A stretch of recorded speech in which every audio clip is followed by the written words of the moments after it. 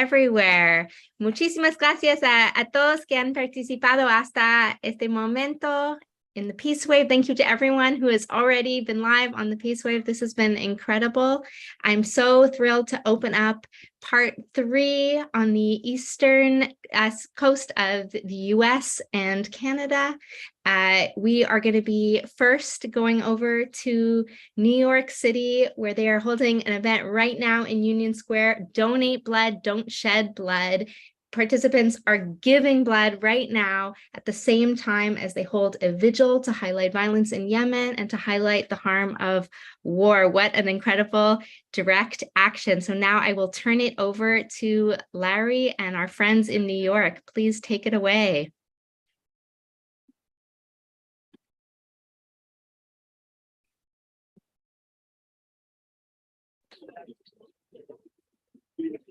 It's ours. Okay. Welcome to the second annual 24-hour Peace Wave, live from Union Square in New York City. We're standing under an equestrian statue of George Washington, and before a plaque commemorating all the union organizing that took place here in Union Square. That anti-war organizing, human rights organizing, environmental organizing, all kinds of years. I'm Zul, I'm with Rise Together. We're here linking the issues of supremacy, equity, militarism, and sustainability. And we've got many groups here today. We're going to begin momentarily with a song from the Raging Granny.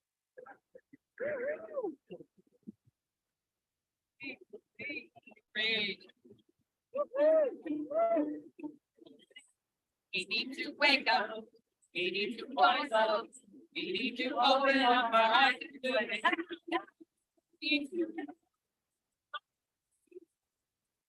We need to solve right now. We're on a planet that has a problem. We got to solve it, get involved and do it.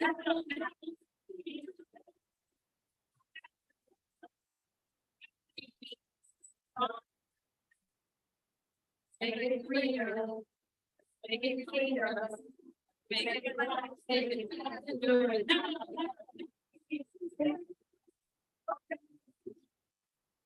We need to start the UN military is the worst possible fuel emitter.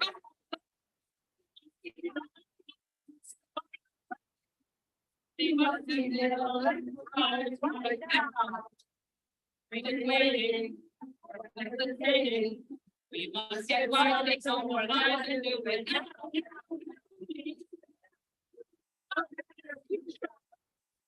We need to start nothing now. We need to live.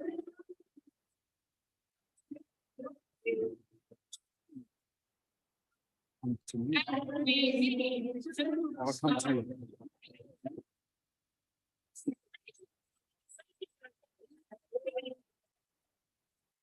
Thank you. Mercy, Alice and company. We'll introduce everybody shortly. You'll notice one of the banners that we have here is the theme for the day. Donate blood, don't shed blood. This was Captain Kelly's idea from World Beyond War, president of the board there. And we do have a blood drive here in New York City. So if you're anywhere within the sound of my voice, you can go to the northwest corner of Fifth Avenue and donate blood before 4 p.m. today. So Farid, you're going to take an end of the banner, and now we're going to hear from Gerald Brown. You're going to come in right behind Gwen. Good afternoon.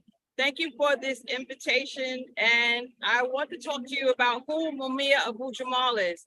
Mumia Abu Jamal was driving his cab on December 9th, 1981, and he saw his brother in an encounter with the police, and he went to intervene, and he was shot by that officer. And ever since then, they framed him for the death of that police officer. Mumia is now 69 years old.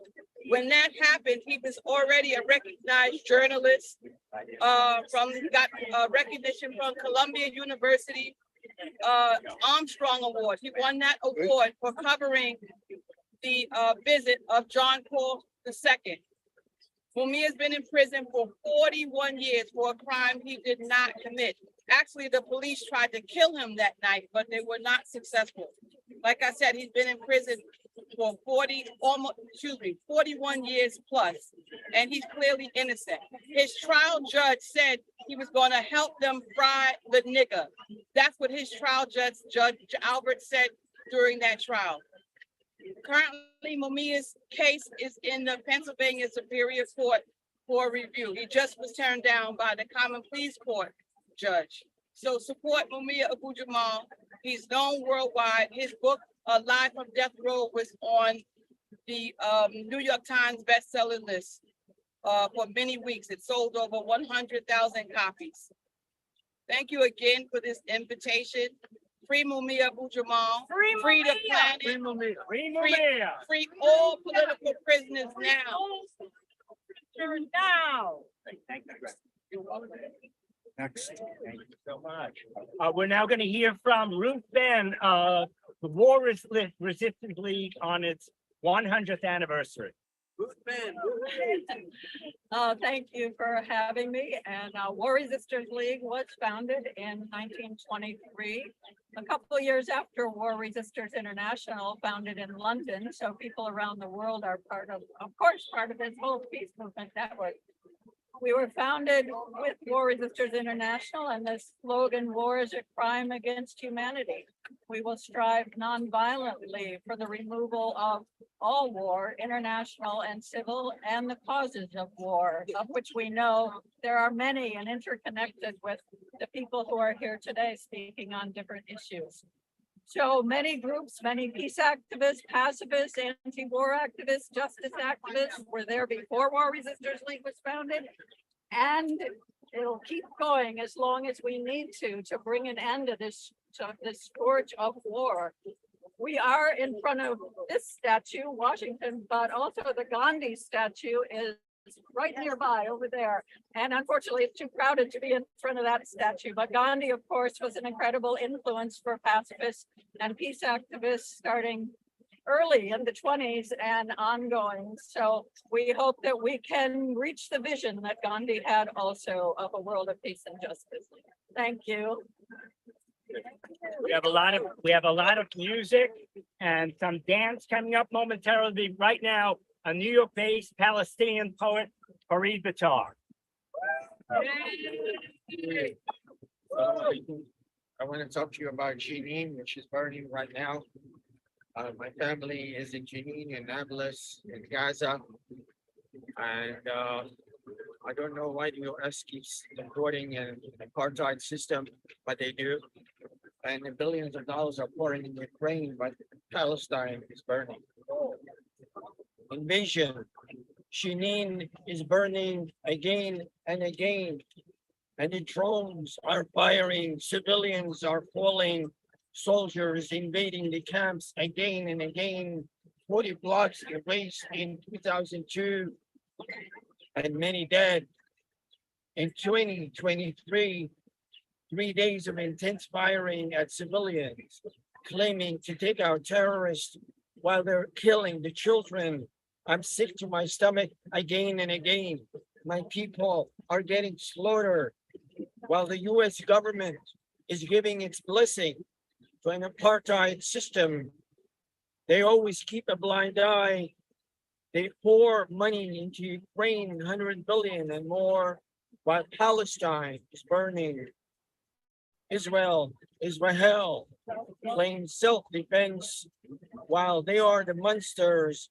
Enough of flexing muscles, enough the killings, enough of bullcrap and lies. Leave my people alone. Leave them live in dignity. Leave them have a peaceful life.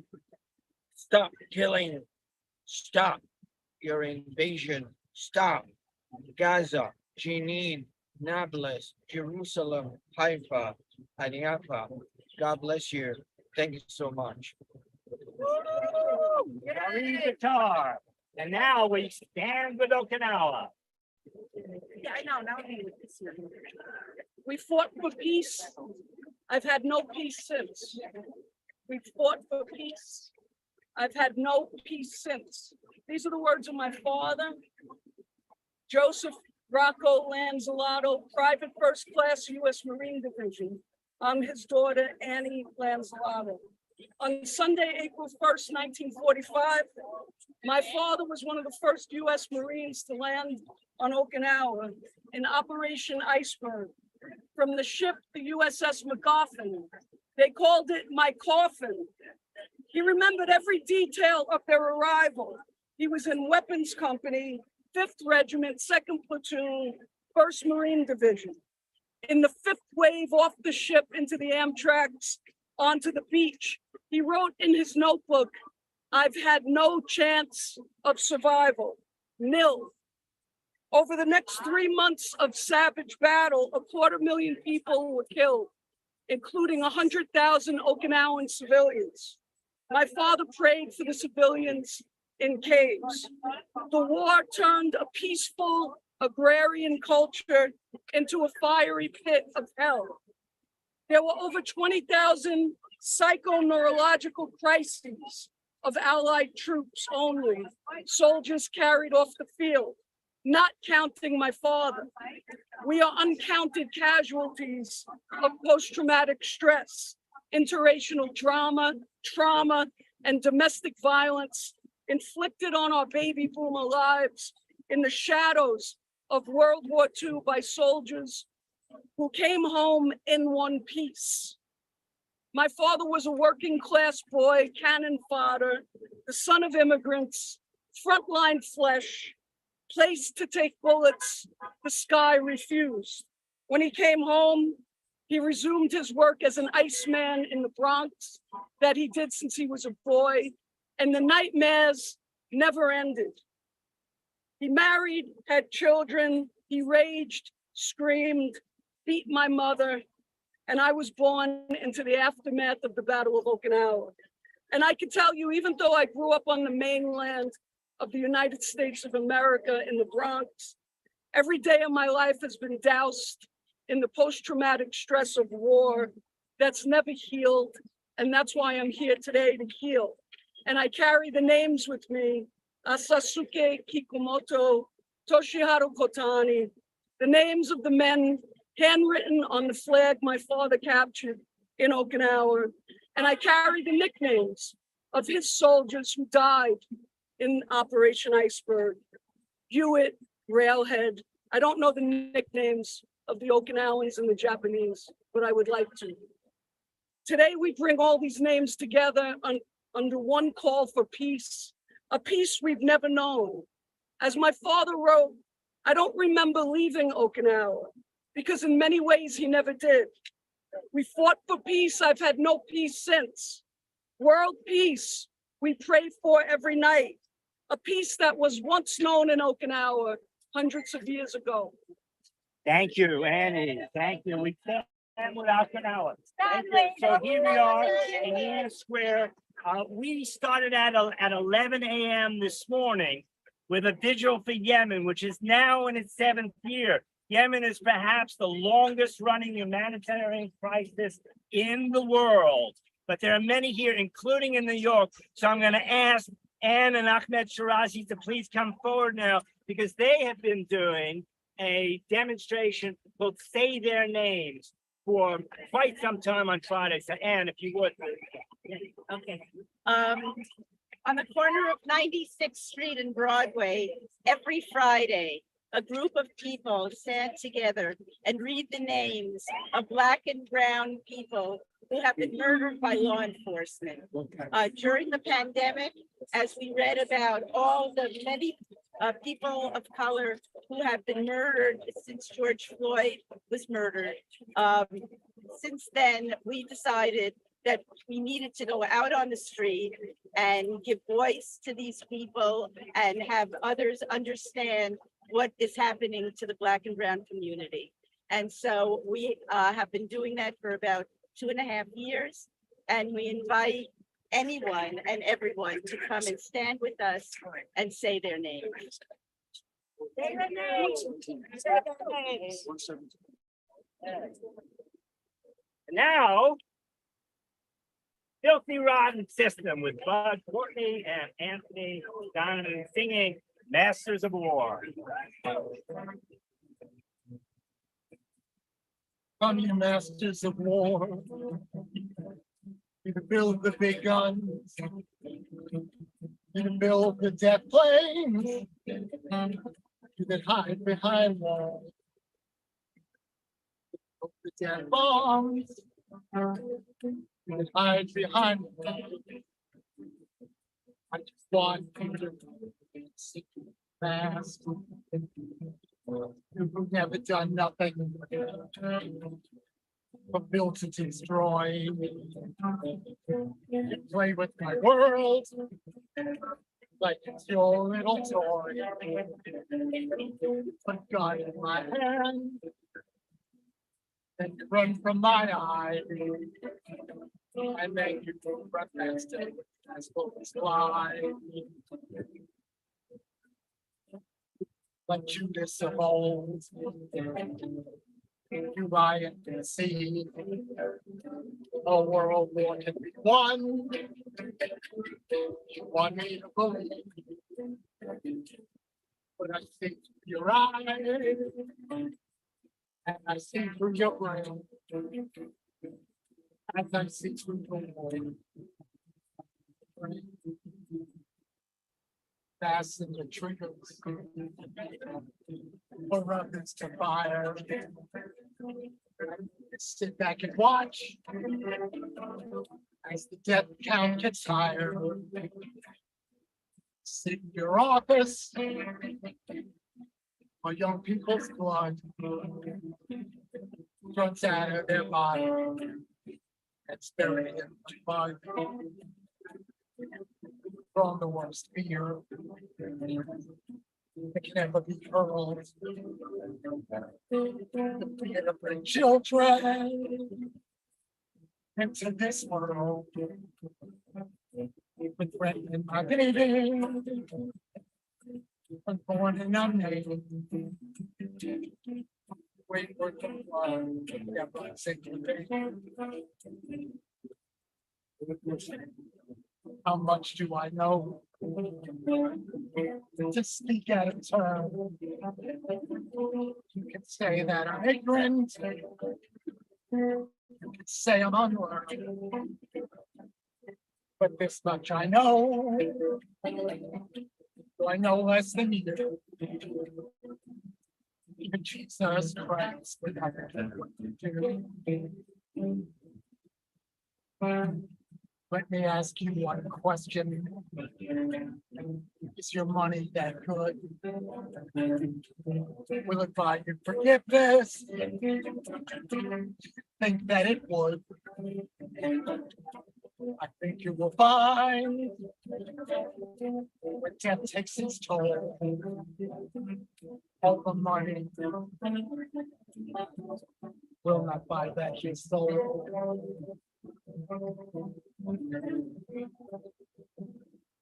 And I hope that you die, and your death will be soon. I'll follow your casket. Why don't you lie after me? I'll follow your casket. Slowing your death. And it'll stand over your grave. I can't help it.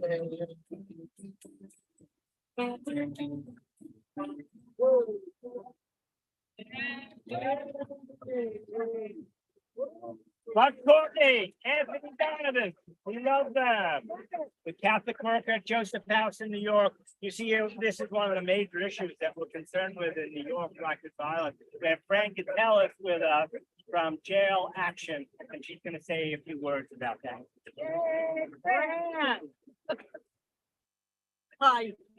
One of the big issues here in the United States as part of the important fight for social justice has to do with the prisons and jails in this country. in all over the country. People are dying because of neglect and because of violence in the jails. And very often the violence is at the hands of the so-called corrections officers.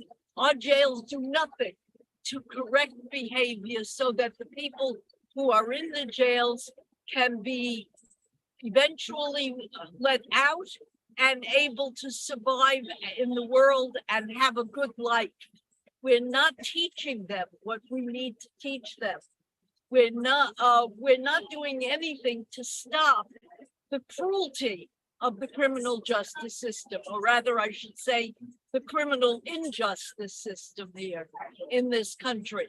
In New York, the group I'm working with has succeeded in passing a law that will end the use of solitary confinement, which in fact has been declared a form of torture by the United Nations. And yet, we still have to now make sure that they implement the law that we passed correctly. So that, but they're trying, of course, to work around it and find other ways to be vicious and mean and cruel to the people who are in their care. In Rikers Island here in New York, we've recently, in the last couple of years, had over 25 people die of either neglect or violence. We have to end it. We have to work hard to make sure that these the policies are improved, the jails, if need be, are closed, but certainly that we learn to treat people with decency. Thank you. Thank you, Fran. Thank you. So from these issues in New York, we still keep in mind blood that's being spilled around the world. We're going to hear a couple of words from Carol Duduk about Sudan, but note again, the theme today is donate blood, don't shed blood. We have a blood drive going on now at the corner of 5th Avenue and 14th. Please donate blood today. It's urgently needed here in New York. Carol Duduk. Hi, everybody. I'd like to talk to you a little bit about Sudan. You know, it's one of the largest African countries. Right now, they're embroiled in a civil war that's killed thousands. So far, they estimate that 3 million people have been displaced, had to leave their homes. At least 250,000 people have fled into Egypt and Ethiopia. Other people are trying to enter Chad.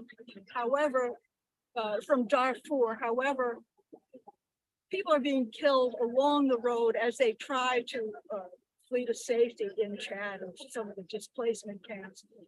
Local militias are killing people on the road. They're killing refugees in displacement camps. Up in the capital, Khartoum, in the center of Sudan, there's wars going on between Sudanese army and the rapid support militia. They've been battling since the middle of October, and Khartoum has been pretty much wiped out. The infrastructure is gone, and that was a city of 5 million people. Most have left. Of course, the ones who stayed are the ones who can't afford to get a bus trip to Egypt. Water is gone in Khartoum. In Darfur, there's an extreme shortage of water. All over the warring areas in Khartoum and in the major cities on the west have no medicine. 2/3 of the hospitals have been shut down. Hospitals have been looted by gangs. Medicine and food transport along the roads have been raided, so that a lot of the humanitarian assistance that goes into warehouses is being stolen by gangs and by militia. Thank you. Thank you. Still live from New York City and Union Square, we're going to hear now from the Reverend Keith Gatson, who spent 32 years behind the wall. So we're going to have a song from Keith, but we're going to remember at this time too, all the great whistleblowers, the truth tellers. We talked about Mumia. We want to talk about Julian Assange. Keith, the song from you, sir. The name of the song is Renew Me. That's Here Renew Me, Reverend Keith Gatson.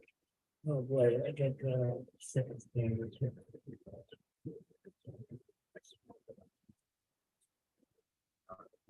I wrote this song in prison.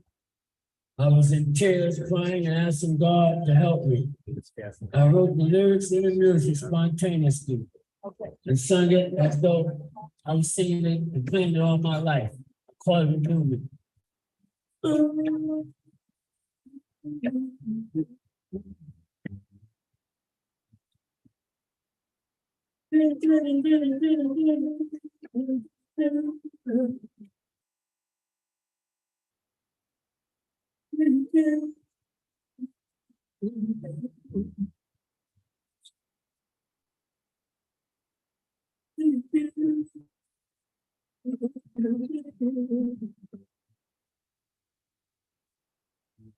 Yes, I'm sorry. So sorry, no. I made a lot of mistakes in my life. Made a guy that was sensing with the head. What you say when you did have to? What you say when you really didn't have to? You giving me for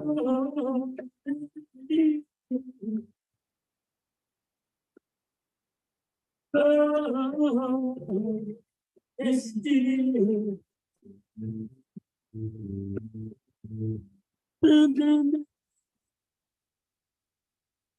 Reverend Keith Gatson, his case is still open, so we're working with him. But now we're going to come and we're all gathered behind the Granny Peace Brigade here in New York, and we're going to hear a few words from the elite.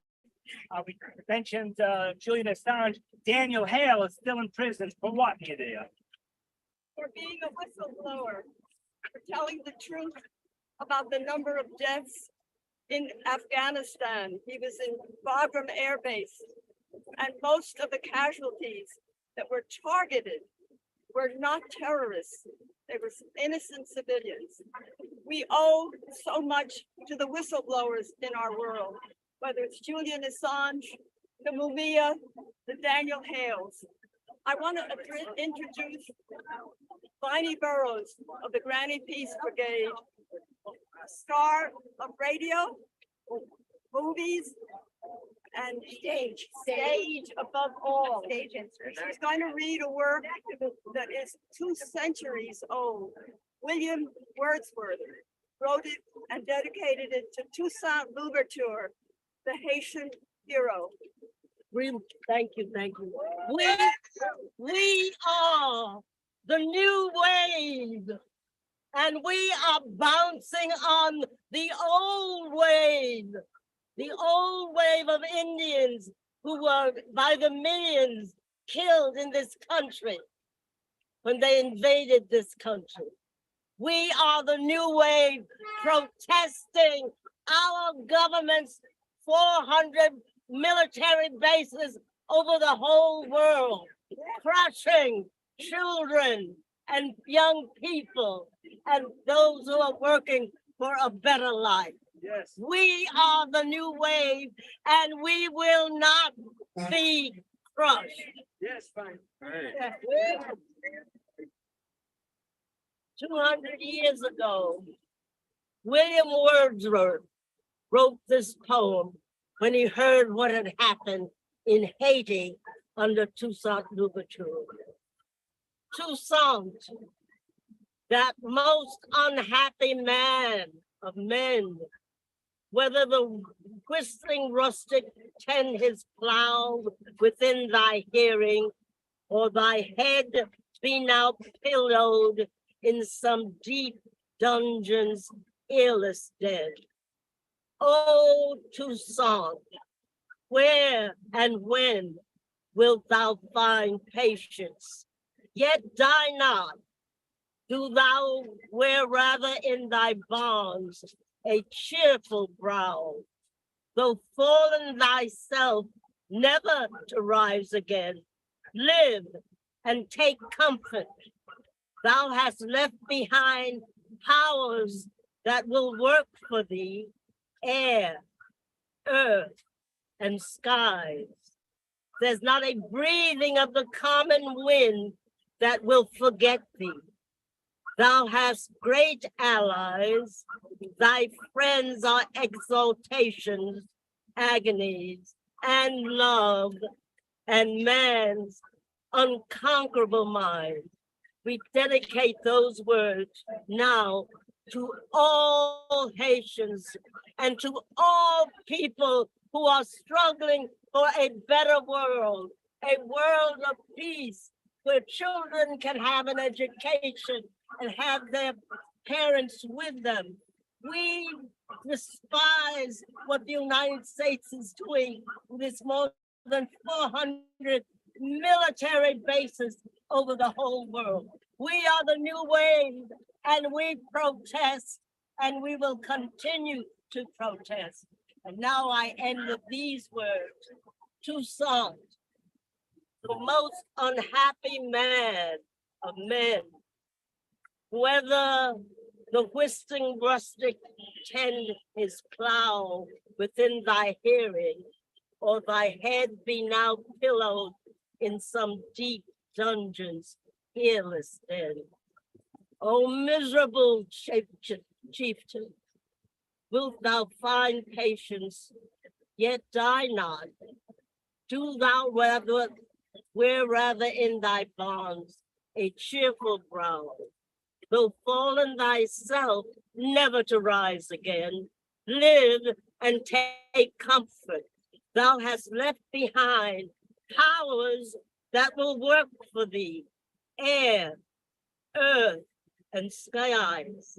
There's not a breathing of the common wind that will forget thee. Thou hast great allies. Thy friends are exaltations, agonies, and love, and most of all, the unconquerable mind and spirit that will live forever. To all Haitians, to all people, we are the new wave. We are.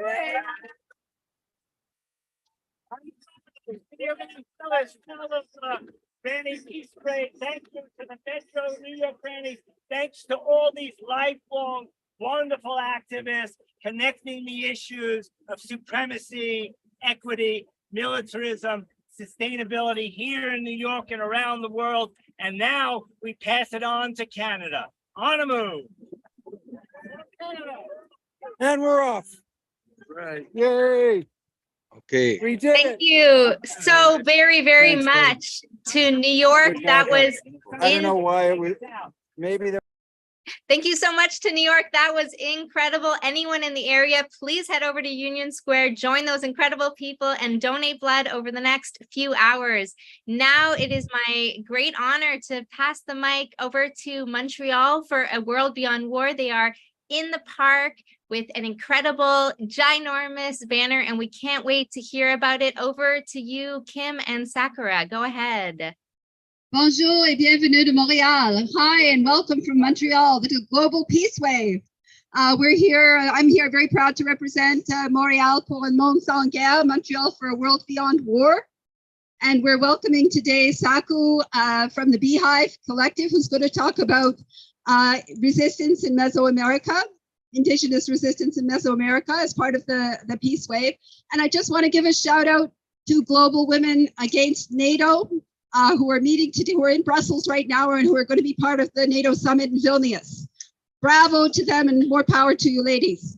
I hand it over now to Saku, and we're looking forward to her presentation.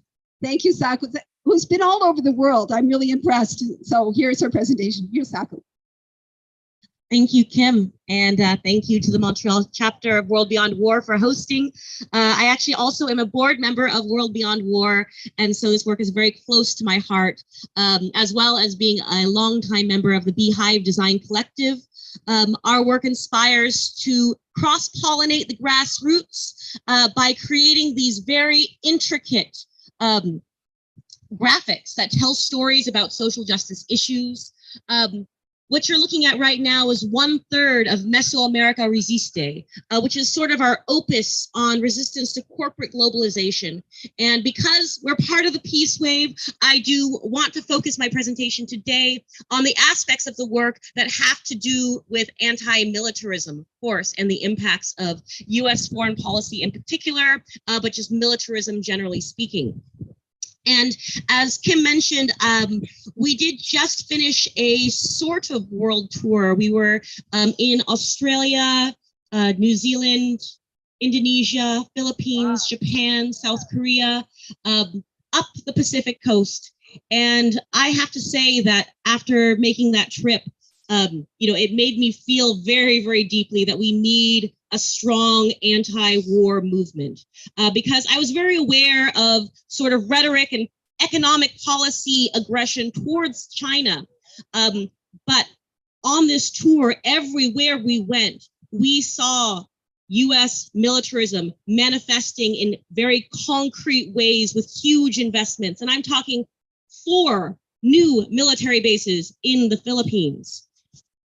Australia wanting to buy nuclear submarines, weapons testing, and a new military air base in Korea, and then of course a new military base in Japan as well. And of course, this is all to kind of respond to this China threat. And I really believe that, when we were there, we also heard of alternatives to this militarism, like Vietnam, who has chosen to be neutral. And we want to learn from that example and increase neutrality around the world, especially in these conflict areas, while also giving our full solidarity towards people who are struggling. And so, Mesoamerica Resiste, this is a double-sided piece. So we're looking out the outside, it's two-sided. So it closes like this, and then when you open it, you get a completely different perspective, which is another graphic right over there. The reason we did it double-sided is to showcase 2 dramatically different perspectives on the same issue. So this is the top-down view of the world, the view from above. The idea is that from this vantage point, all you can see of Mesoamerica, which is southern Mexico and Central America, are the large-scale infrastructure projects planned for the region. And its resistance to these projects, like the mega highways and the dams and the airports and factory zones. That's the theme of this overall piece.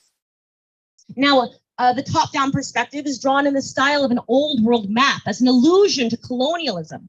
Because of course, Native people are disproportionately impacted by these huge resource projects, but also because the way these projects are planned and implemented is a very colonial dynamic.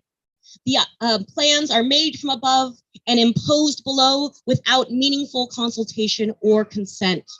And militarism, of course, plays a factor in forcing these projects onto communities. Now the map serves, before I go into that, I do want to mention the compass rose right here.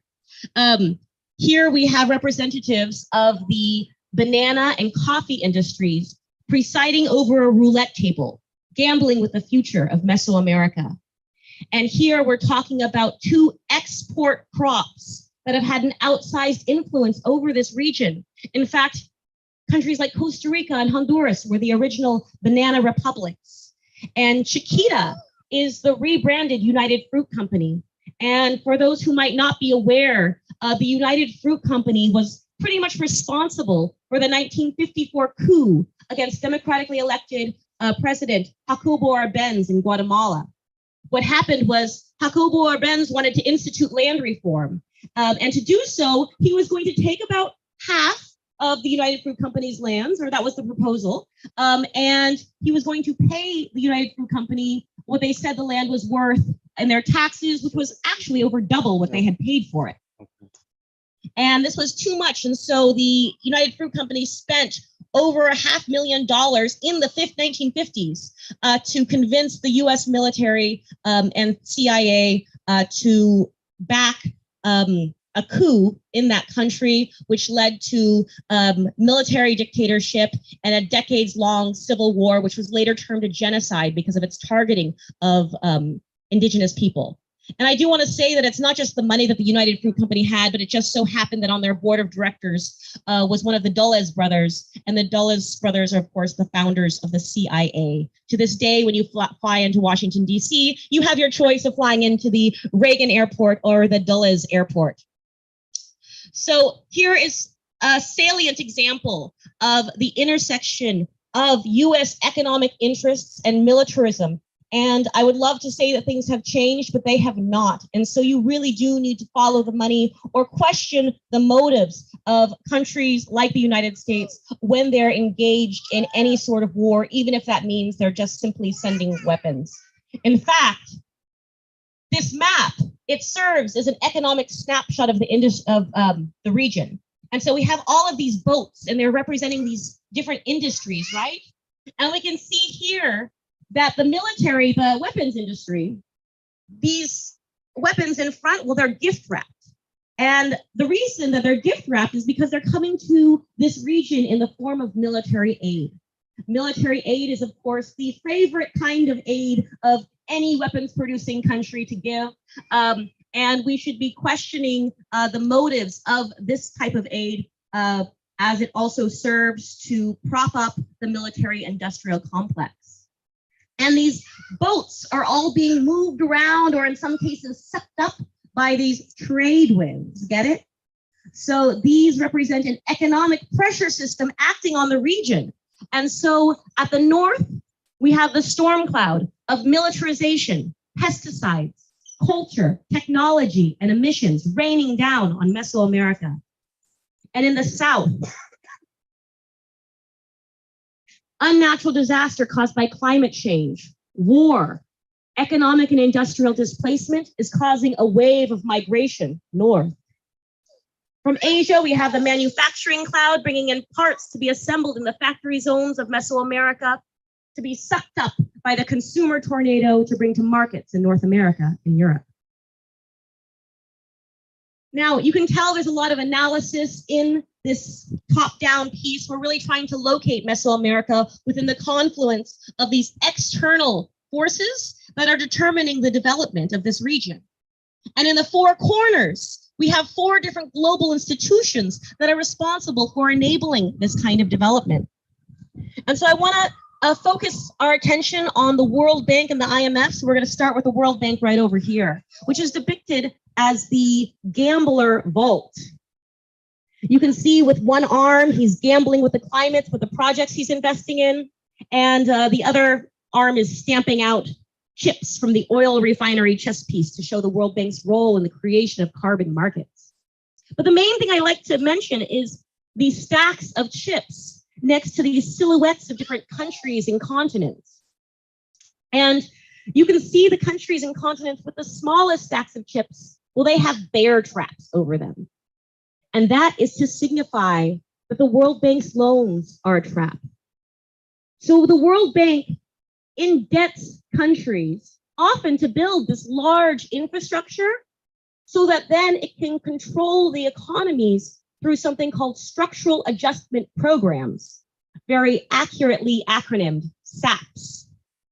And so what happens is, the World Bank will loan maybe $60 million, maybe $6 billion to build a huge infrastructure project like a dam.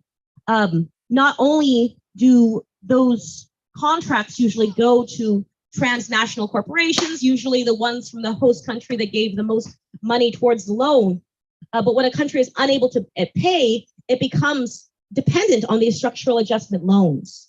Now, the World Bank has structural adjustment loans, but the main culprit of structural adjustment is the IMF, illustrated here as the faceless surgeon performing reconstructive surgery on a battered looking body of Mesoamerica. He's applying leeches, extracting resources with his three-pronged syringe, and keeping Mesoamerica on this IV of development. So we see the cement truck leading into an IV. And that's because the IMF is often the one offering these structural adjustment loans, but these are loans with strings attached. In order to accept the loan, you actually need to restructure your economy.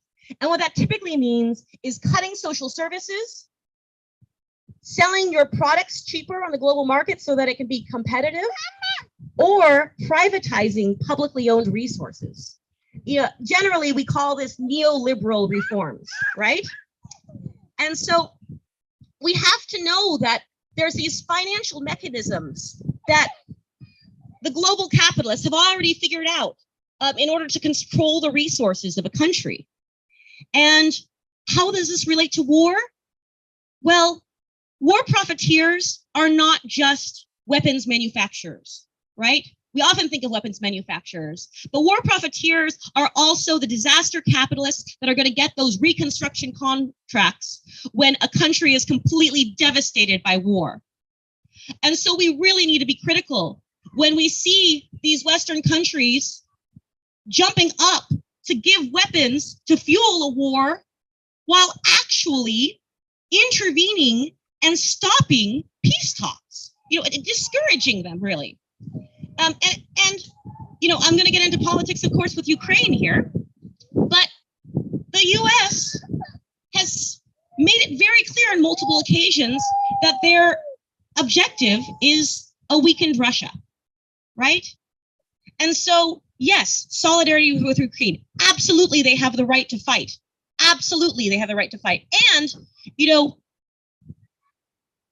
what we really should be questioning is this kind of intervention in the peace talks, and we should be steering towards peace because it's Ukraine that's being destroyed, and it's Ukraine whose economy is going to be completely neoliberalized, which increases poverty and the difference between the rich, the gap between the rich and the poor, and causes all sorts of problems.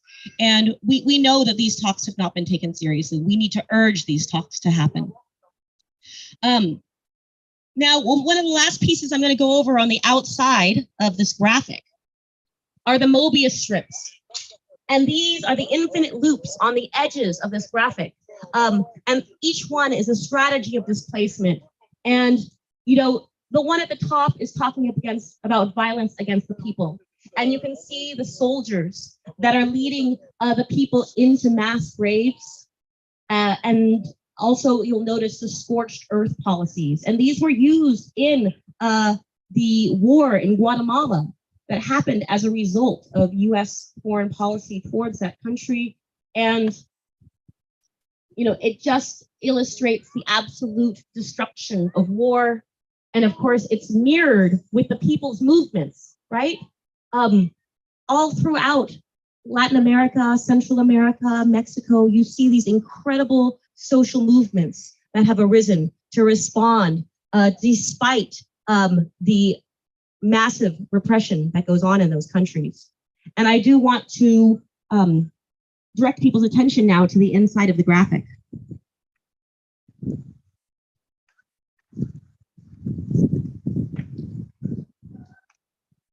So when you open up the piece, you get a completely different perspective.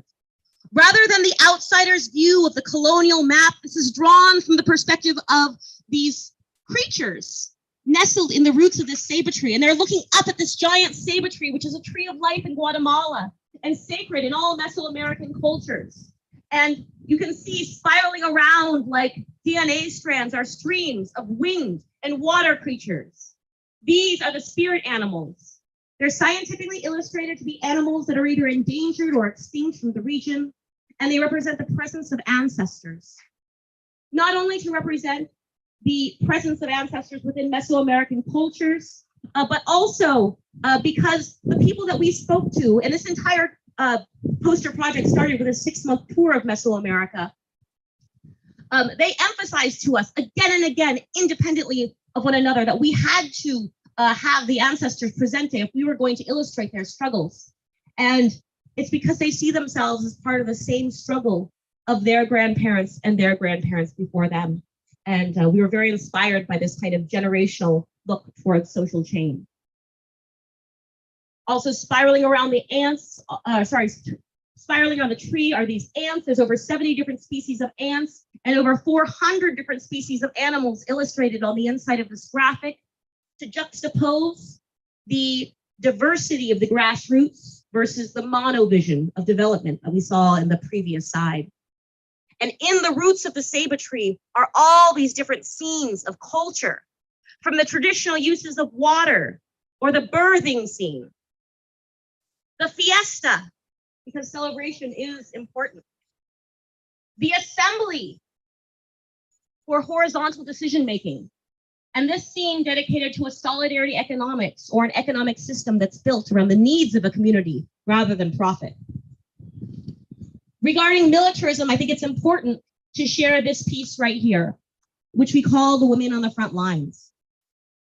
Now, you'll notice that there's all these sort of robotic militarized characters, from the plainclothes paramilitary, the drug lord's helper, the riot cop, the private military contractor, the death squad leader, the high-tech soldier from the north, and the low-tech soldier from the south.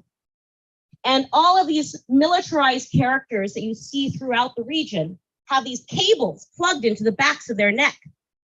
And they're leading into this podium where this Dr. Claw-like character is giving a press conference. From the looks of his cheat sheet, it looks like he's addressing the UN.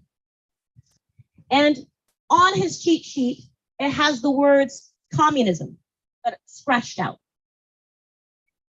Because the Cold War, or the war on communism, justified toppling left-wing leader after left-wing leader throughout the world, really. And that's the excuse that they use for Hakubo Arbenz, because they weren't about to say, oh, we're going to get rid of this leader because of the United Fruit Company's economic interests. So that is definitely what it was. Next, crossed out is drogas, or the war on drugs. The war on drugs justified billions of dollars of military aid to countries like Colombia and Mexico that have used their military against their own people engaged in internal conflicts. Terrorism is the next word that's scratched out, because the war on terror has justified military aid in the form of the militarization of borders, the transfer of spy and surveillance technology to repressive regimes, all under this guise of the war on terror. And the last word that isn't crossed out, resources, recursos, because that's the reason that the government, that the US has strived for control of the region that whole time. So standing up against the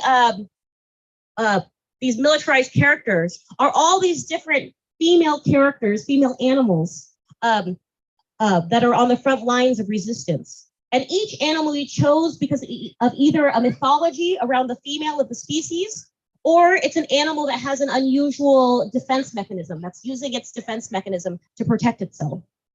And right down here, we have this picture of a snail, and it's pushing over this soldier who looks like it's about to fall down, right? This guy, the soldier, with the weapon kind of impotently gone on the side. And that is actually taken from a photograph.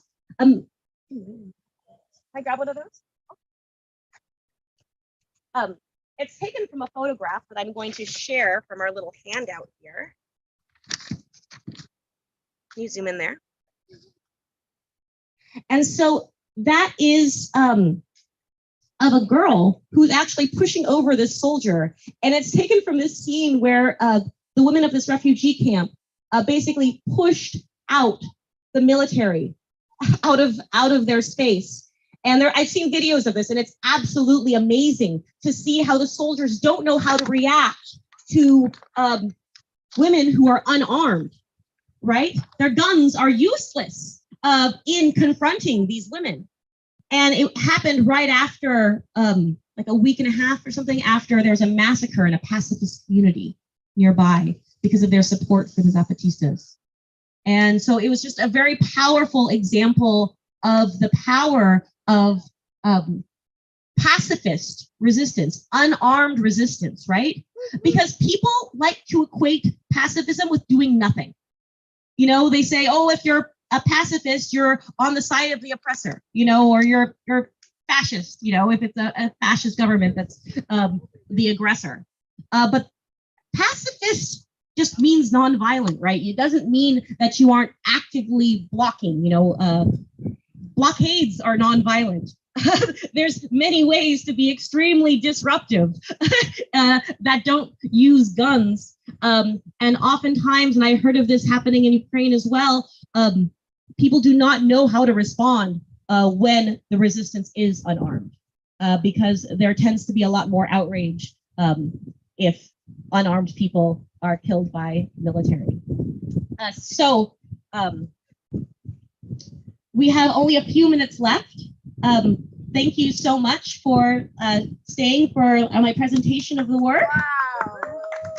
Bravo.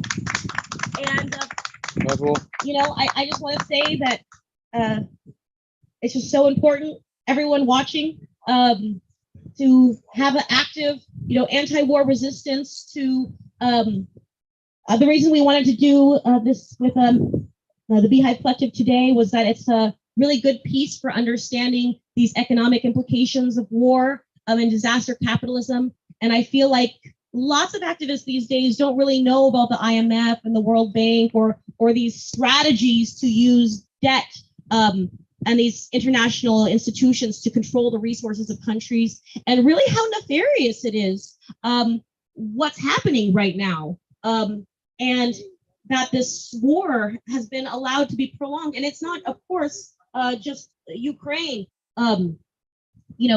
Canada is the second largest destination outside of the US of Canadian weapons, is Saudi Arabia. And so we really should be questioning these endless wars and who they benefit, and working to end all wars, but especially stopping these endless wars from happening. And thank you so much. Thank you.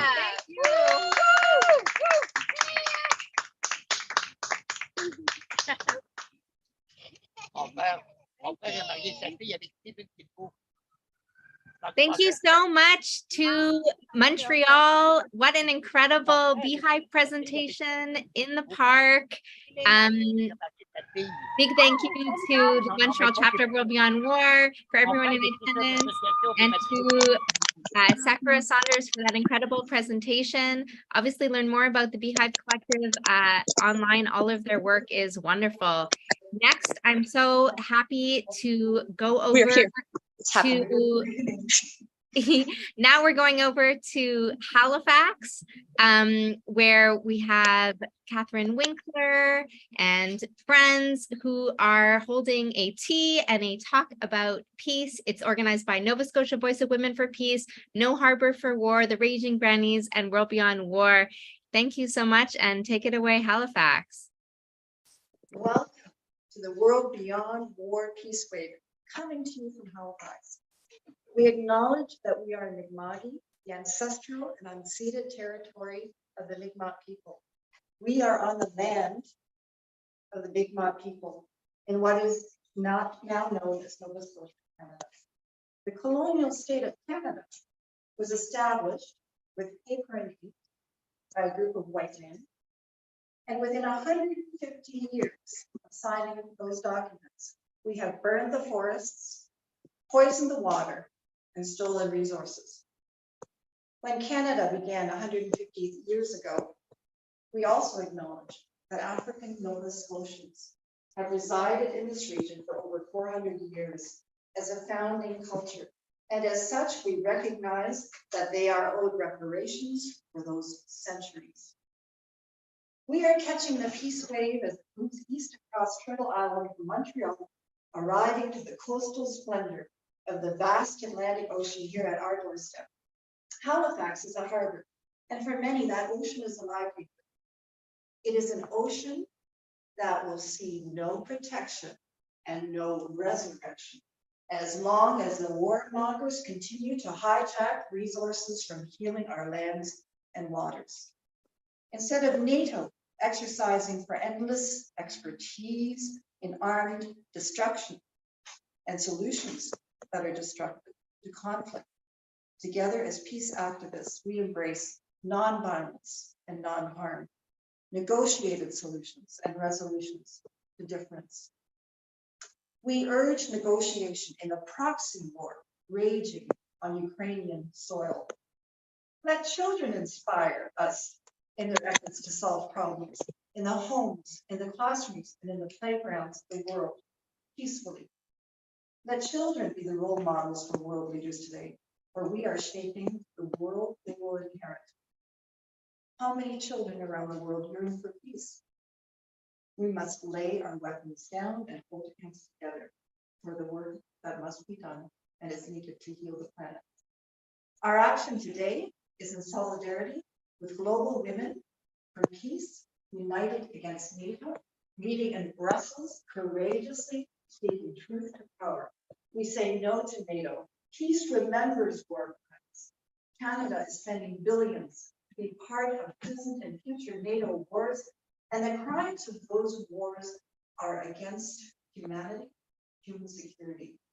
We are in solidarity with all peace groups, including and honoring Afghan peace volunteers, Code Pink, the Women's International League for Peace and Freedom, the Canada-wide Peace and Justice Network, the Mahatma Gandhi Canadian Foundation for World Peace, the Enrich Project, addressing environmental racism in Black and Indigenous communities, ICANS, Peace Quest Cape Breton, and all those working for justice. We are sisters and brothers on this joyous path. A special thank you to Rachel Small, Greta Zaro, Kathy Kelly, organizing for WorldBeyondWar, and Kai Martins, our film today. We are here in Halifax today to share an artwork, Art for Peace. Hope comes through the inspiration of imagination. Welcome to all of you around the world, and those who are here in person, and those arriving right now. We welcome you. No harbor for war. Nova Scotia, Voice of Women for Peace, and Raising Grannies. Although some of us may be introduced today. So let us imagine peace together. Peace remembers. Peace holds on to the memory of children and families around the globe who have suffered. Here to share the Peace Not Bombs Canada is Nova Scotia Voice of Women. Hello, everybody around the world, and welcome to Halifax, Nova Scotia. In 2018, in Yemen, 38 children were killed on a school trip. There were many wounded and 38 of them were killed. They were on a school trip and they looked forward to the special day with their friends. And their parents likely told them to pay attention to their teachers and to enjoy their day. How is it possible that a bomb was dropped on that school bus? Those that make the bombs, those that profit from these bombs, those who sell the bombs must be held accountable. That was a story that happened. It was an article in the newspaper. Everybody turned the page and went on with their lives. However, 50 women from around Canada did not just turn the page and forget.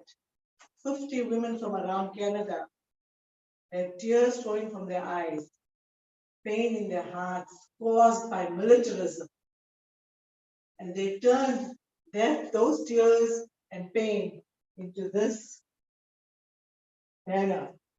The squares around the banner are from all women from around Canada. They've used their wedding dresses, their maternity clothes, their very special heirlooms, and they created these squares to hold on to the feathers. The feathers have the names of all the children who were killed on that bus. These names were embroidered by the women with their pain and their tears. Each woman embroidered a name and the age of the children who were killed. The bottom of the banner represents the bombs and the violence created by bombs around the world. As we speak, we have bombs dropping in many parts of the world. And that represents the violence caused by the bombs. These feathers up here are the names of the children who were killed by the bombs. And Catherine will read out some of those. Yahya Hussein, Yahya al-Bashri. Ali Muhammad Hassan Dai, 10 years old. Ali Salah Said Bayan. This was a teacher, 40 years old. Sakaria Abdul Wahab Ali Faya, 10 years old. Turki Muhammad Hassan Abadi, 10 years old. Abdul Malik Abdul Rahman Abdul Adib, 12 years old. Ahmed Abdel Lakin Ali Amer, 11 years old. So these women who created this did not just sit around, they worked for peace. The military, our taxpayers that fund the military can have, endless amounts of money to fund this kind of violence that kill these children.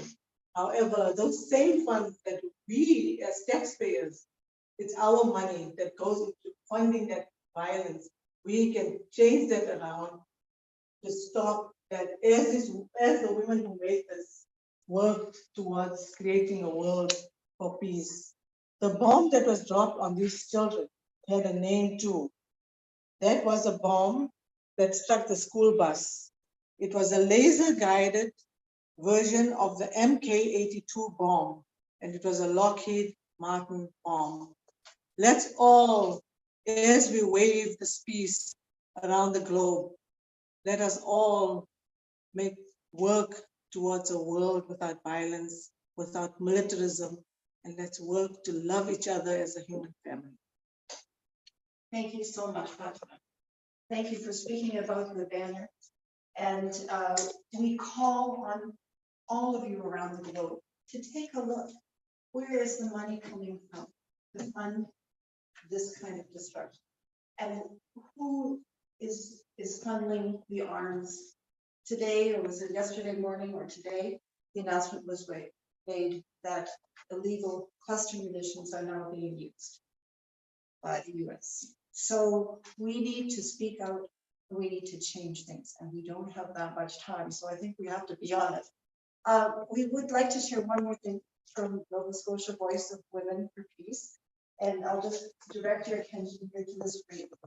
This is one of the white poppy wreaths that we include in our white poppy peace ceremony.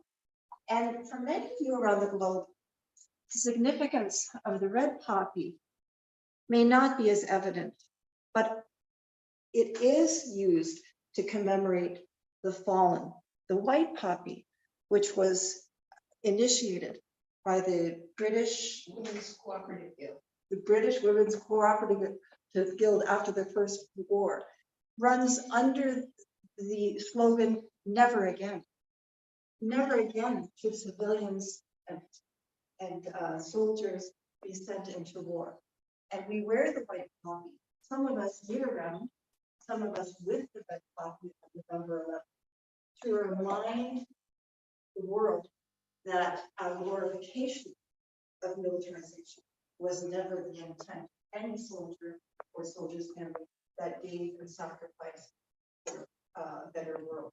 And in fact, sacrifice through warfare is no longer the temple or the way to go. Canada is now considering purchasing drones.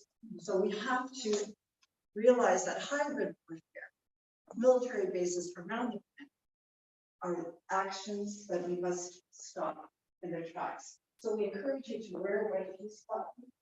And we have one of our raging grannies who will come forward now and close out our wonderful segment of being here with you. So today, in our Peace Way, please take a moment wherever you are to feel the impact of these names. War divides populations into breathable and not breathable. Is a Russian son as breathable as a Ukrainian son? An Afghan daughter? A Palestinian teenager? An Israeli baby? A Yemeni child? There are many, many more that could be added. School children, babies, teenagers. Think about those who are remembered and those who have been forgotten. Canada must face her own history of the spirits of First Nations, Inuit and Métis children, as their remains continue to be found at residential schools across the land. All children must be protected. Peace remembers. We cannot bomb ourselves to peace on earth. We cannot bomb ourselves out of climate change.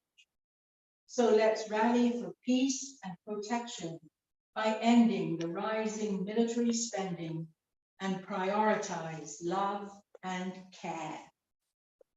And we are going to sing one of our Raging Granny songs now, all of us. Rising for all who care for peace in the world. Say to leaders of all nations, peace in the world. We need faith and trust and kindness, no more fighting, no more blindness. Justice is the way to find us. Peace in the world. Peace for all who care for peace in the world. Say to leaders of all nations, peace in the world. We need faith and trust and kindness, no more fighting, no more blindness. Justice is the way to find us, peace in the world. Peace, freedom, justice, peace, love. Kindness, goodness, no harbor for war. Wonderful. Thank you so much to everyone in Halifax. What a moving and heartful and beautiful and artistic presentation. Thank you so much for making that quilt and for sharing it with us today and for your heartfelt words. Now I'm so excited to bring us over to Illinois, where we'll be joining the planting of a peace pole in Joliet, Illinois. So I'll ask you to unmute now. I think we need to. And you are live in Illinois. Hello. Hello. Are we ready? Well, go right ahead. Okay. We want to give a big shout out. Big shout out to World Beyond War. World Beyond War Peace Wave that hit Joliet. And we want to just wish them a big nonviolent peace. We're here in Joliet, Illinois. Joliet is a city of about 150,000, about 25 miles southwest of Chicago. And we're here in a neighborhood. Sometimes they call it the South End. Sometimes they call it the Hood. Kind of like all cities, we have our wealthy neighborhoods and our not so wealthy neighborhoods. This is a not so wealthy neighborhood. So we're gathering here at a spot where a young man was shot, murdered about 4 or 5 weeks ago. His name is Antoine. No, Shire.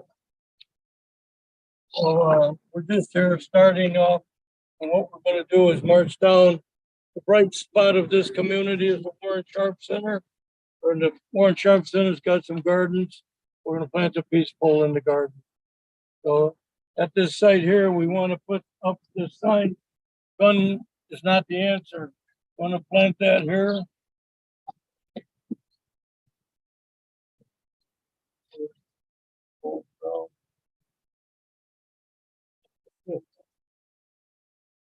All right. So I think we got a song and we're gonna march down to the Warren Sharps.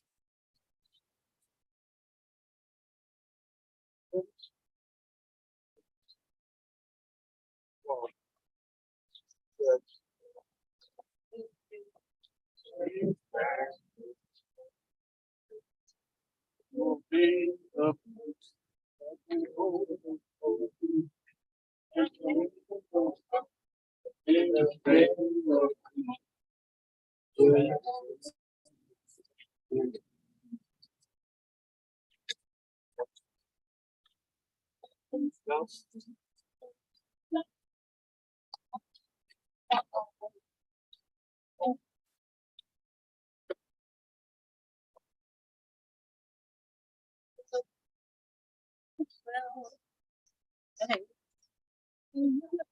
And one voice, no one can stop us in our tracks. I will stand with you. Will you stand with me? We will be and we hold you in the name of God. In the name, will you stand? And injustice raises up its fist and fights to stop us in our track. Rise, and as one resists, no fear nor sorrow can turn us back. I will stand with you. To stand with you. we hope to see. In the name of where we stand with you. Turn up angry hearts and try to shut down our freedom song. It won't you and down. I will stand with you. Will you stand with me? We will be the change that we hope to see in the name of will you stand with me? Come broken heart, come knocking at our door.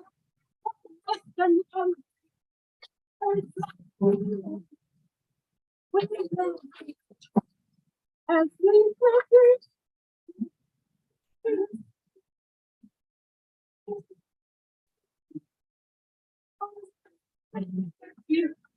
Will you stand with me?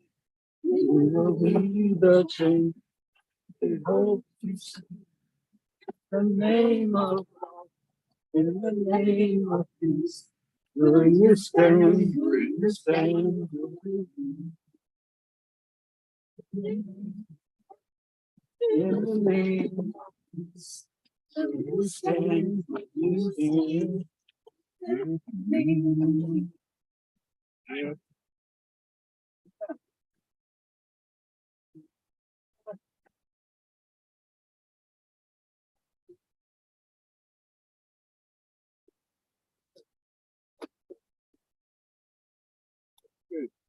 No man, you found up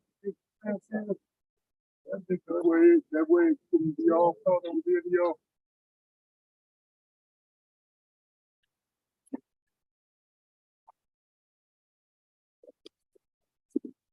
Okay.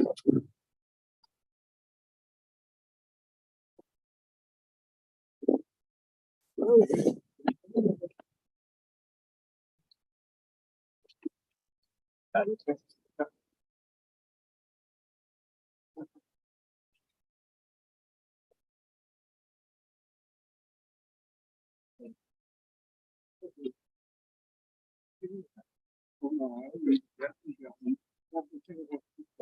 come on up a little bit closer around the peace pole.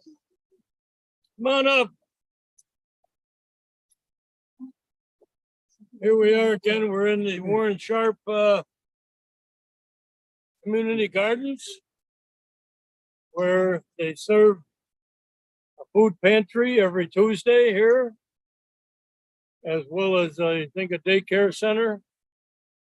So it's perhaps the bright spot of the community here.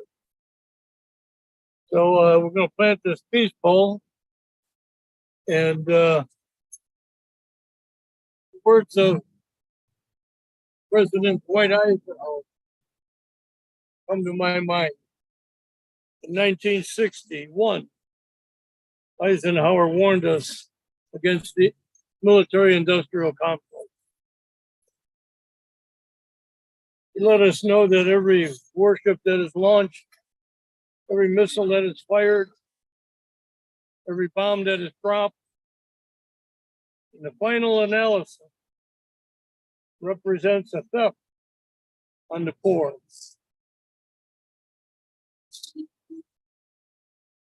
Something to think about.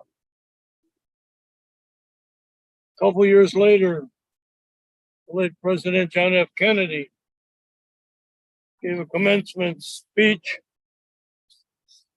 at the American University in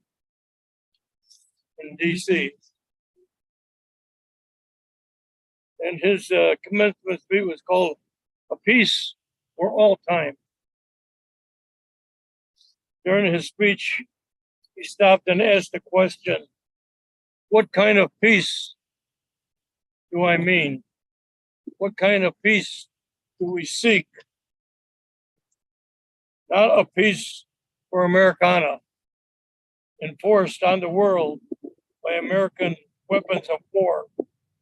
Not the peace for the few by the exploitation of the already oppressed. And not a peace by the bloated police budgets, taking the resources and services from the community to control the status quo. No, we are talking about a genuine peace. The kind of peace that makes life worth living. The kind of peace that enables women and men and nations to grow and to hope and to build a better world for all. Not merely a peace for the few, but a peace for all. Not merely a peace for our time, but a peace for all time. So let's plant the peace pole, and I think we have a song sing. John, you're nice and tall. Will you lift the peace? Wait a minute.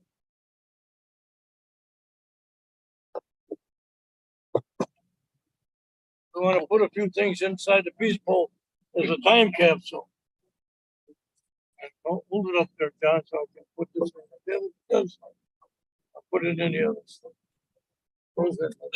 Okay, this is a copy of our mission statement. I meant to read our mission statement.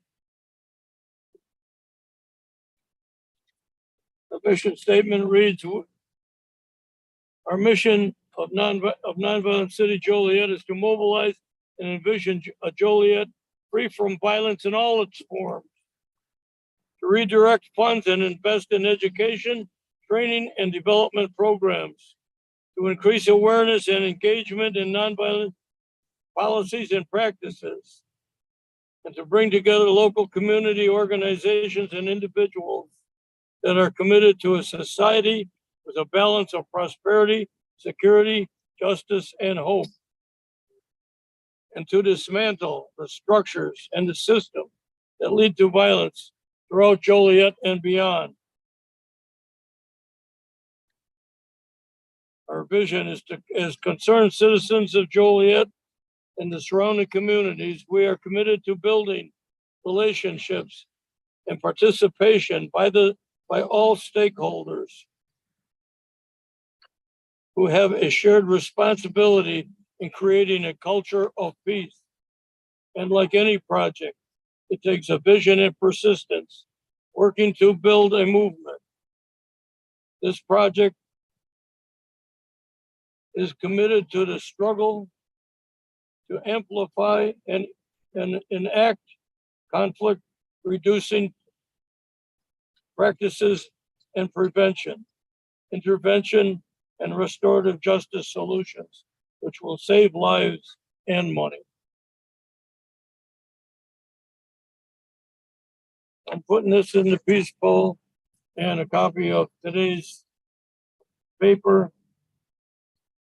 John would slide that over the top.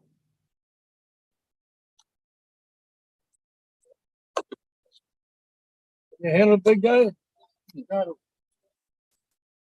There it comes. All right. Peace. Peace field.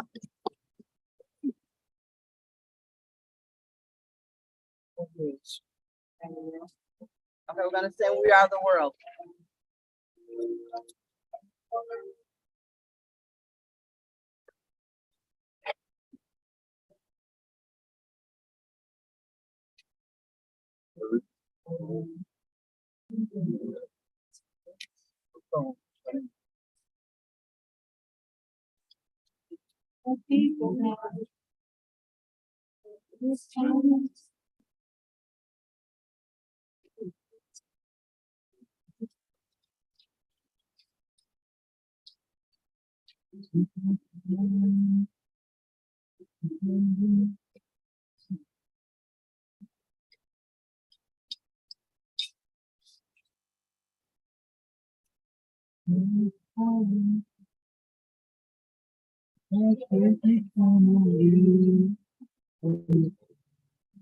Right?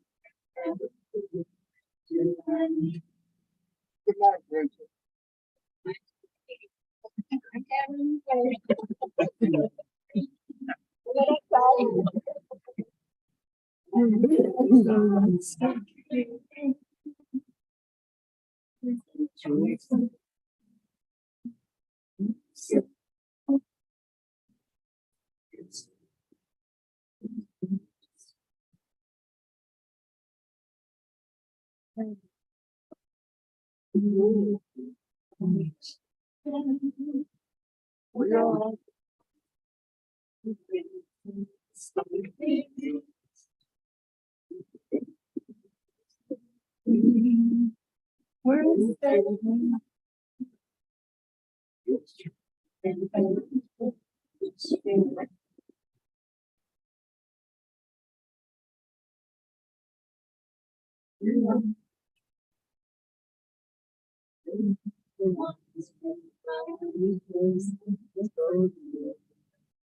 I think we just got a couple minutes left on our time, and I see that we do have our state senator here, Rachel Ventura. I wonder if she would like to say a few words. The senator's always prepared. Well, I will say that I was raised by parents who were hippies and believed in love and treating each other with love and respect. So I feel like I have been instilled with the tools for peace. That doesn't mean my house is always peaceful. It's just that they gave us the tools. And I think that is indicative of the world. We've all been given the tools for peace. Some of us choose to use them better than others, and some of us choose to not use those tools. And I'm someone who believes that we lead by example. And so I do my best to show up every day and be kind to myself. That's probably the hardest part of peace, is forgiveness for yourself and kindness and love. And then, I try to treat other people the way I want to be treated. So I think by leading by example and having our elected officials, our religious leaders, our community leaders do the same thing, we can move the world in a place of peace. From a policy standpoint, that looks like universal health care, that looks like climate justice, that looks like criminal justice, that looks like people showing up for their communities and our tax dollars being invested in our communities. And that looks like people paying their fair share, especially the rich, who need to start paying their fair share so we can have education and retirement and everything that we need, the healthcare, the planet that we need to save. So I'm going to keep fighting. I'm going to keep living by example. And I encourage everyone here and everyone listening to do the same. Get involved. 2024 is another chance to vote with your voice. Thank you. All right, our time is just about up. So, in conclusion, how about an amen? Big shout out for World Beyond War. Right. Yeah.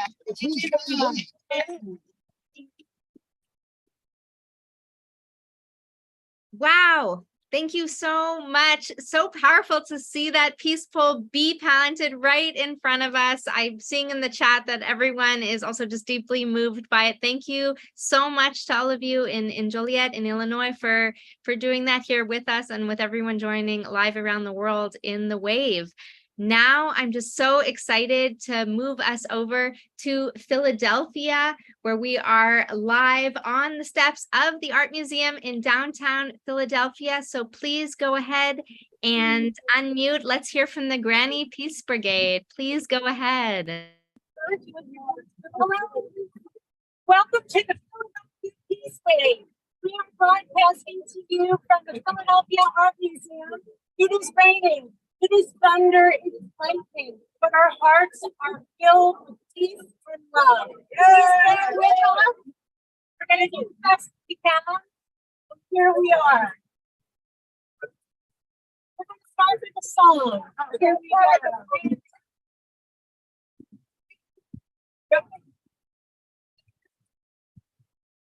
One, two.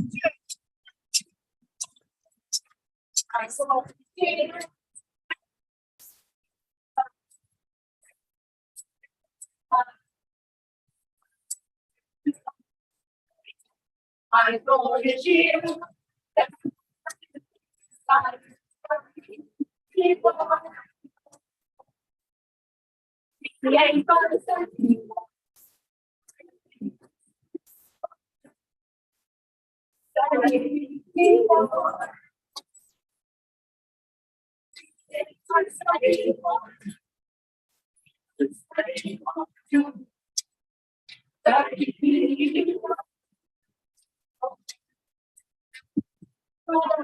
Around the world, down to the riverside, down to the riverside, down to the riverside, gonna work it around then, down to the riverside, and so you won't know more.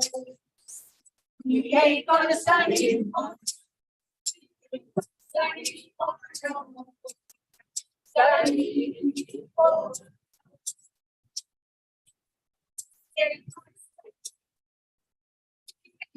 Study for no more.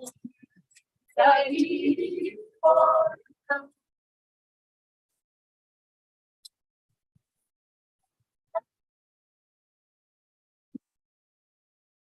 Hello, I'm a member of Unitarian Universalist of Mount Airy, and I'm also a member of Granny Peace Brigade. I am thrilled, and we all are thrilled, we're all thrilled to be part of this global community to seek a world without war.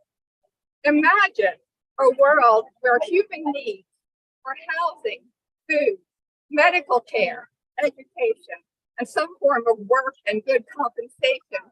Imagine that available to all. We know that is what really brings security.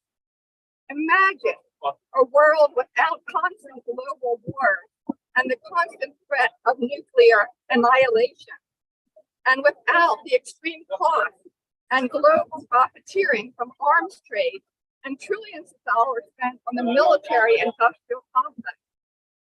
Imagine a world where the United States and all other nations could commit to no first use of nuclear weapons. I and we are imagining, working for and praying for a good infrastructure for peace. Let's put our money into peacemaking and energy into programs that help us to recognize fear and anger, solve trauma and aggressive tendencies in ourselves and those that occur in our local communities and national and regional and international communities. Let's put our money and our energy into peace building everywhere. Let's pressure our lawmakers and leaders to put our money and energy into what will really make us secure, food for all, quality health care, access to education. Thank you. Namaste.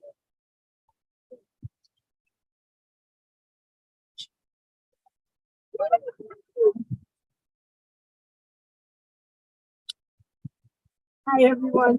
I'm Paula Paul, a member of the Granny Peace Brigade, Philadelphia, Pennsylvania. We're peace activists, even in the rain, and believe in complete nuclear disarmament. At least 9 political states currently hold nuclear weapons, which represents for all of us an ever-present threat to peace and survival on our planet. Nuclear weapons are not normal, and we must not allow the idea of their use to become normal. The talk of targeted use or strategic use of nuclear weapons is on the rise. But experts are agreeing everywhere the risk of nuclear war is higher now than at any point in history. We must not let this happen. It will take all of us together to pull back from this brink. Citizens of the United States, urge your representatives to co-sponsor H.R. 669 and H.R. 77. 669 is restricting first use of nuclear weapons act. H.R. 77 has to supporting the treaty for non-proliferation of nuclear weapons. We join with those around the world, urging their leaders and governments to sign the treaty for non-proliferation of nuclear weapons. And for us in the U.S., it's H.R. 77 that we need to pass. So call your representatives today. Get them to be co-sponsors of H.R. 669, H.R. 77, less militarization and more cooperation. That's the security we're all working for, and that's the security we deserve. And even though it's a slogan, there's a lot of truth in it. Better active today than radioactive tomorrow.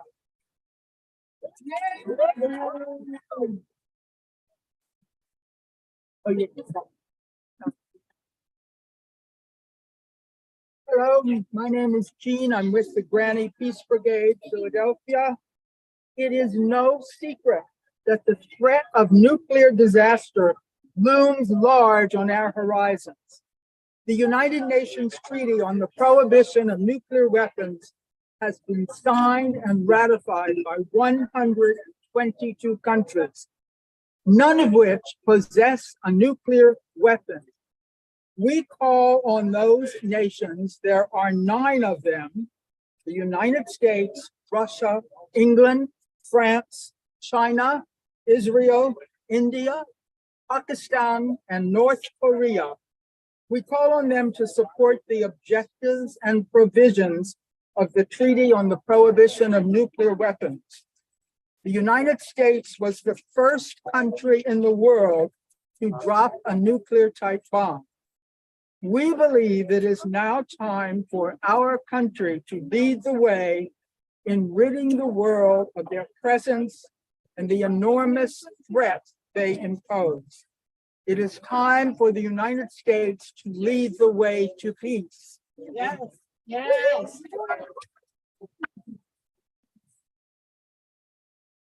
Brandywine Peace Community and the Greater Philadelphia branch of Women's International League for Peace and Freedom would like to thank Amanda Gorman for her poem, The Hill We Climb.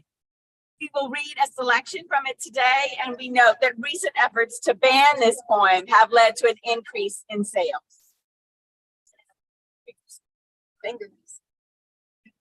When day comes, we ask ourselves, where can we find light in this never-ending shade? We've braved the belly of the beast. We've learned that quiet isn't always peace. And the norms and notions and what just isn't always justice. We lay down our arms so we can reach out our arms to one another. We seek harm to none and harmony for all. Let the globe, if nothing else, say this is true, that even as we grieved, we grew. Even as we tired, we tried. Even that will forever be tied together, victorious. Not because we will never again know defeat, and not because we will be wet in the pouring rain, but because we will never again sow division. Then victory won't lie in the blade, but in the bridges we've made. That is the promise to glade, the hill we climb, if only we dare.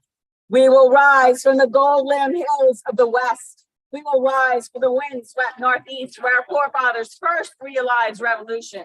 We will rise from the lake-rimmed cities of the Midwestern states. We will rise from the sun-baked South. We will rebuild, reconcile, and recover, and every known nook of our nation and every corner called our country, our people, diverse and beautiful, will emerge, battered and beautiful. When days come, step out of the shade, aflame and unafraid. The new dawn blooms as we see it, for there is always light, if only we're brave enough to see it. If only we're brave enough to see it. If only we're brave enough to see it. If only we're brave enough to see it. From Philadelphia, thank you so much. We wish you peace.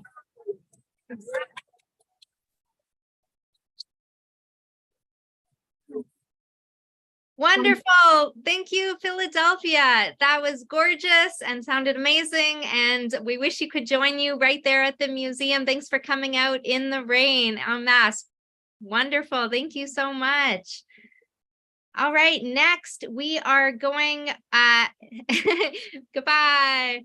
Next we are popping over to Madison, Wisconsin. Do we have Hello, Wisconsin? Yes. Hi.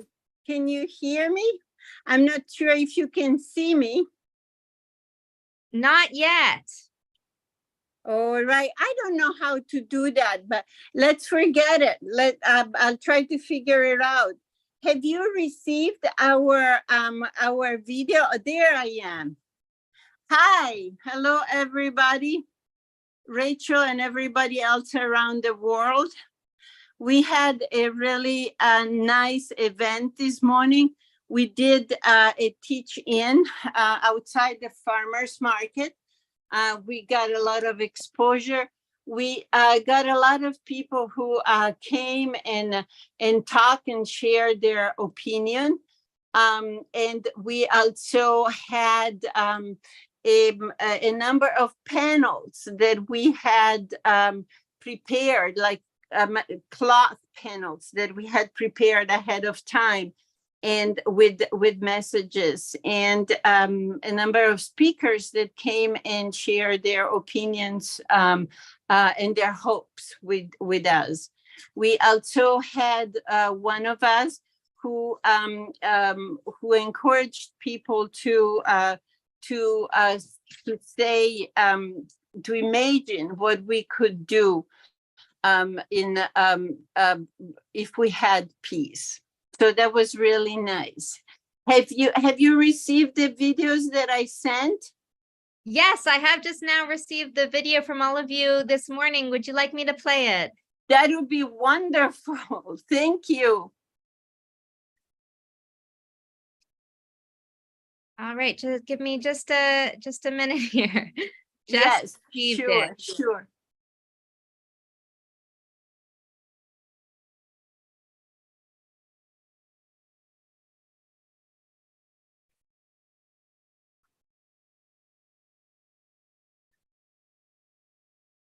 I know we were really late in sending it. Thank you for your flexibility.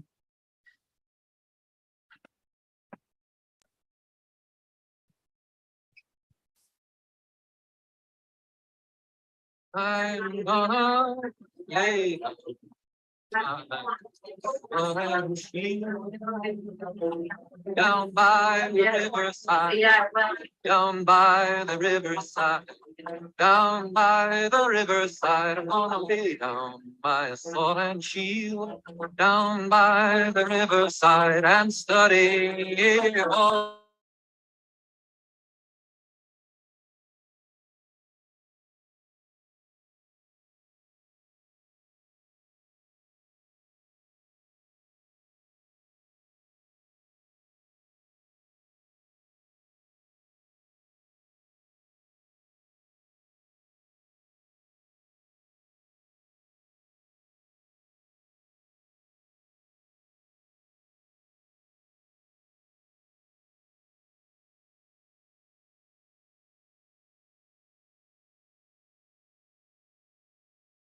Then one thing, sounds good. And we're gonna fill this paper and we're gonna keep going. Awesome. Riverside and study all. Major steps have indisputably been taken toward war, but none have been taken toward peace. We need to divert some of the $900 billion we spend every year on defense in this country. We could hire 10.5 million elementary school teachers per year. War is not healthy for children and other living things. We can begin to do what Isaiah called for in the Bible, beating our swords into plowshares, dismantling the weapons of war, and using what they are made of to make tools for sustaining life on earth, not for ravaging it. A nation that continues year after year to spend more money on military defense than on programs of social uplift is approaching spiritual death. It doesn't seem we can exercise the power to stop this reality, but we can take power and imagine a world beyond the catastrophe. This is what democracy looks like. I want to thank World Beyond War for their amazing organizing and steadfast resistance to war over the past several months. They've been the loudest and proudest voice in the Madison community saying no to war. And that's been a beautiful thing to watch. If we have no peace, it's because we forgot that we all belong to one country. The wars all around the world are happening to people just like you and me without war. And instead, turning all of our resources. It's all one. It's all one movement, and it's all about love. That's the phrase that.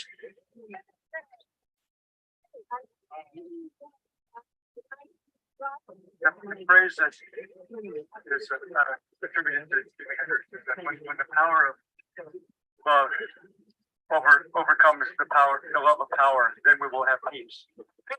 Private contractors blowing up A-bombs for fun and profit.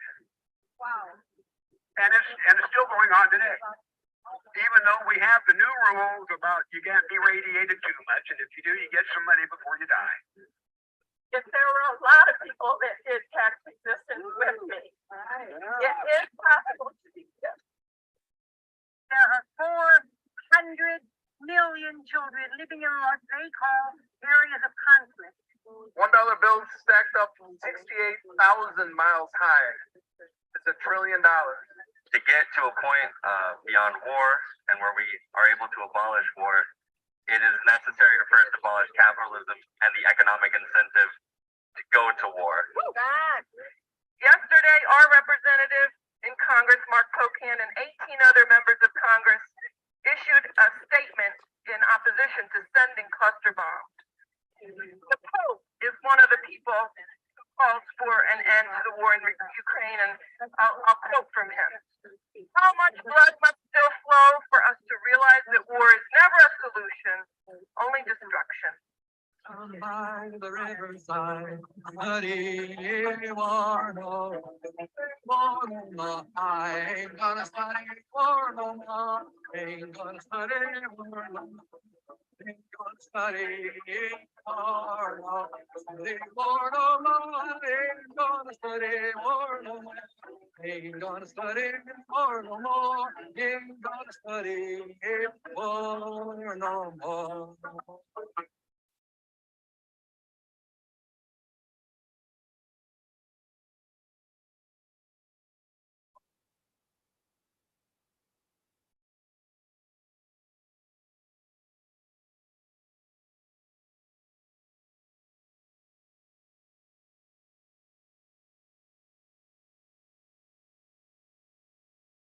Wonderful. Thank you so much. Stephanie, is there anything else you would like to add to tell us about that incredible action this morning? Please unmute. Oh, No, you unmuted and then you remuted. Do it again.